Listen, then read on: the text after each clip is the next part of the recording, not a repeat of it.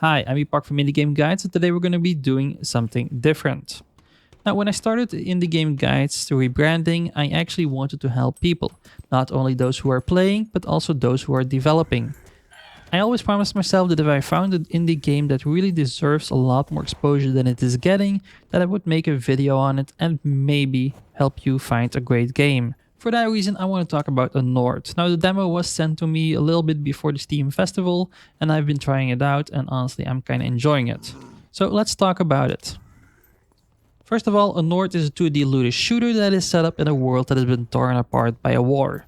Now, it's a great looking game with a decent variety of enemies, weapons, and environments. Honestly, I think the game looks great with its 3D graphics, but it's a 2D shooter, it really works well together.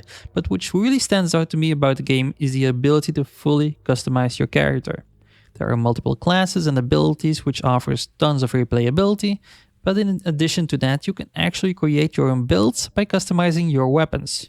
You can have them do extra fire damage, acid damage, regenerate ammo, health, and so on. And the levels are just intricate enough to have you explore each nook and cranny in the hope to find that next best upgrade. There is also the promise that there will be NPCs which will give you side quests in return for some of the more rare guns, but those are not in the demo. But honestly, not everything in the demo is that fantastic, which is to be expected because the game is still in alpha anyway. Now, movement felt kinda clunky, mainly because of the dash ability being tied to the left alt key. Now, it may be me, but I found it a poor choice of binding, but I talked to developers about it, and they are planning to set up the possibility to rebind the controls, and there will also be full support for controllers in the future.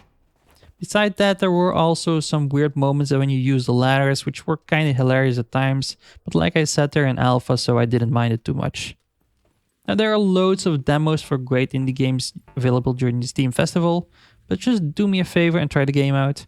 I think it's going to be quite a decent game for those who want to try a 2D looter shooter with some cool guns. An opportunity to create your own builds and test it out on some mutants. And all that with a dynamic weather system, which you don't see that often in indie games. But either way, if you want to try it out, there's a link in the description down below. I want to thank you for watching, and I'll see you in the next one.